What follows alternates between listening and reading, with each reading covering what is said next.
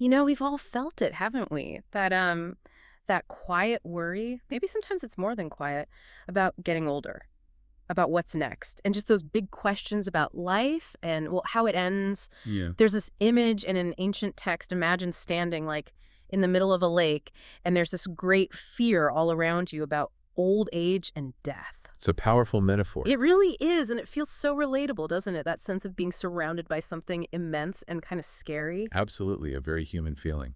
So today we're doing a deep dive into a text that tackles this head-on. A listener actually brought it to us, Kappa's question. It's called Kappamāṇavapucchā from the Sutta Nipata. Right. And the question was basically, what kind of island, what sort of refuge does this text offer when you're facing that fundamental fear?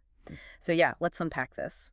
And what's fascinating here, I think, is how directly this ancient text just addresses this timeless human concern. It's not subtle. No, not at all. Kappā, the person asking, isn't looking for, a bit of comfort. He wants something absolute. He asks for a dipe, an island, a refuge that is truly unique. The word used is naparai. Naparai. What does that mean exactly? It means none other, or maybe without a beyond. Like this is the ultimate refuge. There's nothing past it. He's asking for the final answer, really, to the problem of Jarmakapratana, of old age and death.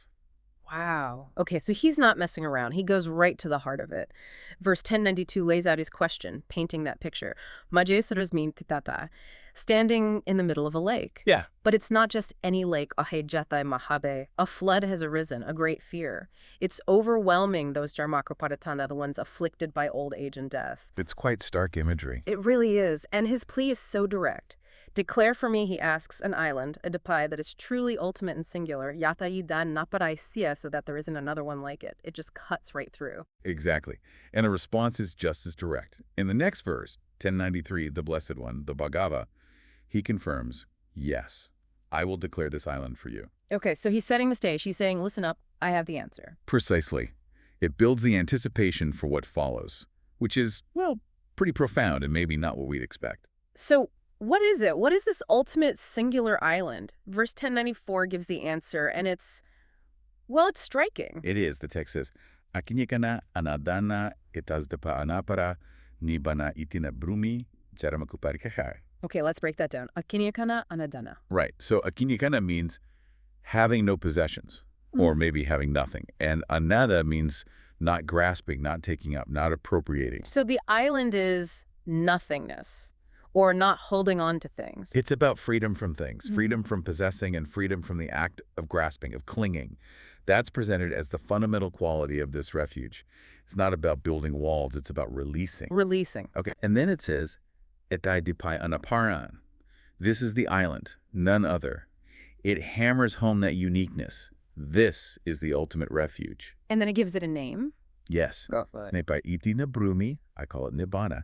And crucially, it defines Nibbana right here in this context, Jaramakuparikayai, Which means? the destruction or the exhaustion of old age and death. Wow. So Nibbana is the end of old age and death. And the way to that is non-possession and long-grasping. Exactly. It connects the state of Nibbana directly to the cessation of the very things Kappā feared. It's not just escaping fear. It's the exhaustion of the conditions that cause the fear. It's a total transformation. That is really precise. Having no possessions, not grasping, leads to the exhaustion of old age and death. But I mean, that feels so counterintuitive, right? In our world, security often means acquiring more, holding on tighter. Right. Build bigger walls, get more insurance. Exactly. So how does letting go, not grasping, actually stop or exhaust old age and death? That's the part that seems, difficult to grasp, ironically. It absolutely is counterintuitive to how we usually operate, and that's why it's such a radical teaching. Verse 1095 then describes what happens to those who really get this, who understand and realize this island. Okay, so what's the outcome? It says those who are sata, which means mindful or perhaps wise, and have become dihadhamabanibute. That's a mouthful. What does that mean? It means something like completely calmed or extinguished in this very life. Essentially, they've attained Nibbana here and now by understanding this principle. They achieve a really significant kind of freedom. A freedom from what, specifically? Well, the text is very clear on that. It says, Nat maravasanuga natemerasa padagyu. Okay, translation. They do not follow the sway of Mara, and they are not in Mara's path. Mara. No, Mara often comes up as like a tempter figure, right? Like, the demon. Yes, sometimes picture that way, but in contexts like this, Mara represents something broader. Think of Mara as embodying temptation, yes, but also death itself. And really all the forces, the anxieties, the attachments that keep us bound to suffering, and the cycle of rebirth. So like the ultimate killjoy. The embodiment of everything we're afraid of losing or being trapped by. Kinda, yeah. Yeah. The pull of desire, the fear of loss, the dread of death, that's all within Mara's domain, you could say. So to not follow Mara's sway or be in Mara's path means you've fundamentally stepped outside of that influence. You're free from those binding forces. Exactly. You've transcended the very fears and attachments that Mara represents, the ones Kappā was asking about, old age and death. It raises a big question, though. Which is? What does that freedom actually feel like? Does it mean you never feel a flicker of anxiety again? Or is it more about not being controlled by it? Is your relationship to fear and death totally changed? That's a really good point, because the text says Nibbana is the exhaustion of old age and death, achieved by letting go.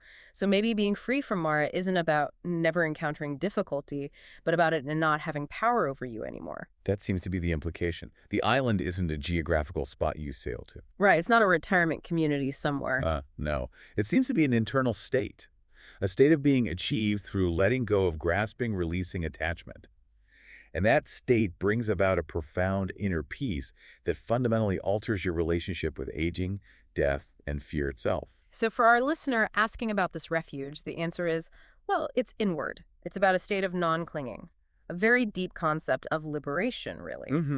So just to recap the core of our dive today, Kappā asks for a safe place, an ultimate refuge from the deep fear of aging and dying. A universal fear. Absolutely. And the answer he gets is Nibbana. But Nibbana defined right here as this state of non-possession, non-grasping. And that state is what leads to the exhaustion of old age and death, freeing one from the influence of Mara, those binding forces of suffering. It's simple in a way, but also incredibly radical. It is. So the thought I'm left with, and maybe you are too, is this. Consider the sheer audacity of that answer. If this ancient wisdom says the ultimate refuge from great fear, from old age and death, is found in having no possessions and not grasping, what might that suggest about where we look for security and peace in our own lives? Right. Especially when we find ourselves, feeling like we're standing in the middle of that lake. Where might true safety actually lie?